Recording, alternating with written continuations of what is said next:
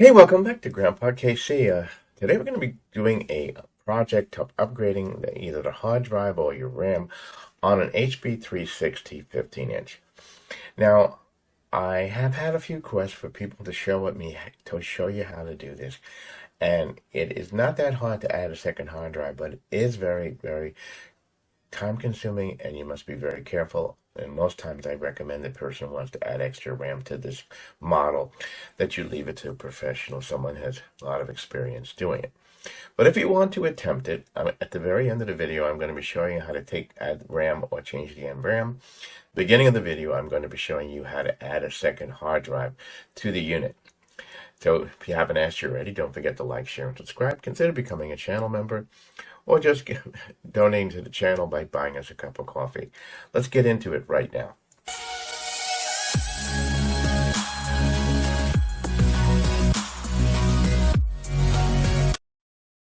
Now, the HP X360, this particular model, is not that hard to get to the hard drive, but it will take a little time to get it out.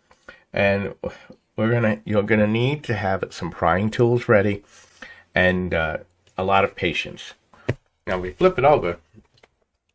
I've already started disassembly, but I wanted to show you.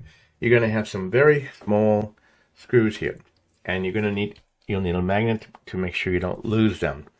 Once we remove the magnet, we're going to use a prying tool, and I'm going to show you how to do that. Let me get the screws out first. Now I have the unit here, and I can see it very simple. If you look on the keyboard assembly, there are little notches here. And this is what you'll be using to get in here and get under the keyboard to lift it out. And you're just going to have to very carefully pry it. And once you do that,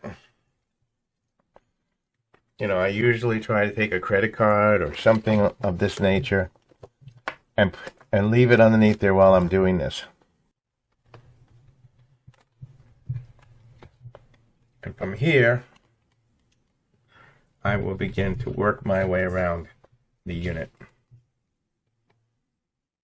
I have a couple of tools here. This one happens to be for cell phones. And you can see I can get underneath here and I can start to pry up. And you see it will pop. And then I'm going to carefully go around the entire area. A little bit at a time. I'm going to be shoving things underneath here to keep it from going back down. As you can see, I can just take it, and it's going to just take most of what you're going to be doing is a lot of patience and taking your time.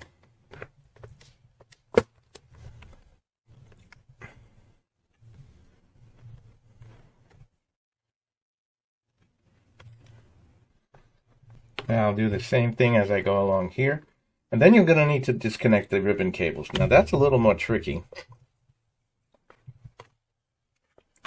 And those have little tabs on them that you're going to lift up and you're going to release.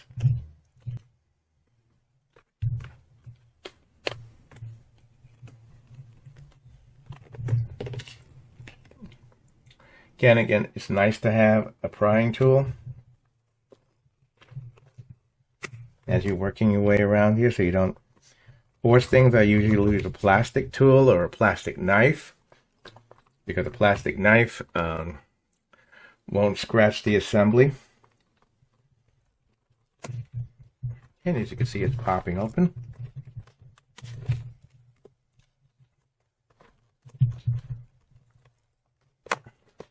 Okay, I've lifted it up. Now I'm going to show you a video. I'm going to show you something right over here where I don't know if you can see it. You see the ribbon cables? Okay. We're going to disconnect those, and I'll show you in a second how we do that.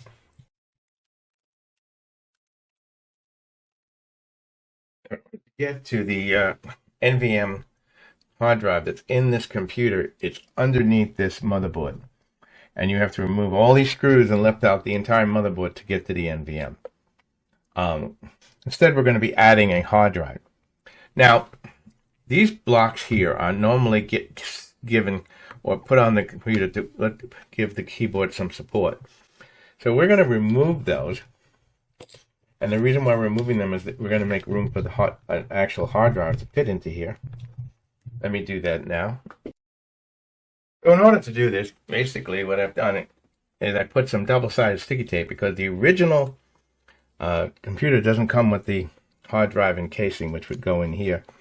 So, and since I was not able to locate one for this computer, I've taken double-sided sticky tape, removed those wedges, which are support for the unit, so that when the keyboard goes down. And then you can order the actual harness. This one cost me, I think it was a whopping $6.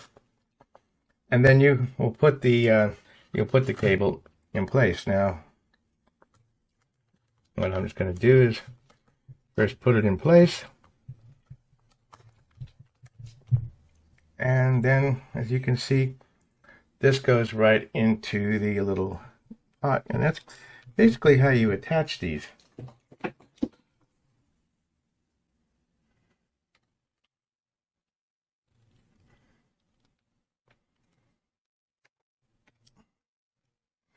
Just make sure when you buy the ribbon cable, you buy the one exactly for this particular the model you're putting them in. And that's essentially establishing the drive. Now, as you can see, the same methodology I'm going to use. I'm going to attach the 2 ribbon cables that were here and then put the keyboard back on. Now, this is for instructional purposes only. I again recommend that if you're going to be trying to do this, that you have somebody who knows who's had experience doing this, and without damaging the unit. But we've already shown you how to disassemble the unit, but if you want to add RAM, or you want to add that, you'll need to take the motherboard out. The first thing you'll need to do is take all the screws out and take out the actual battery. Okay, and then there's ribbon cables, and this is where we were talking about. These are the ribbon cables. And these little doors open up, and you'll remove all of these. Now, very, very, very important, okay? There are 2 antennas right here, wire, that are connected to a small circuit board. You'll take the screw out of that, and then very gently remove that. Or what you can do is, after removing all the screws, after you've removed all of these, right, and done, got the unit completely disassembled, you're going to be very gently lifting. Now, I kind of recommend to people that they lift out, they don't unplug the power connector here, but they do remove the power connector wire here for your on-off switch. Now there's 2 things that I kind of recommend to people.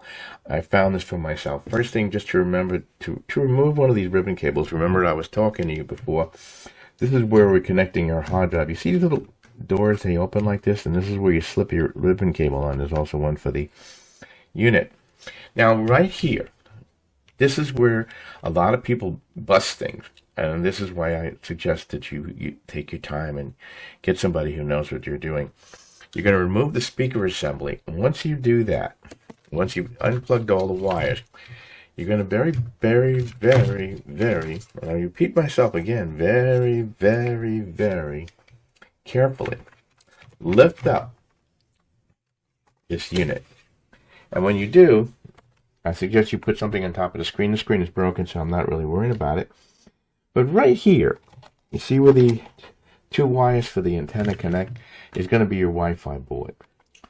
And I suggest that you very gently pull the Wi-Fi board out and leave it hanging.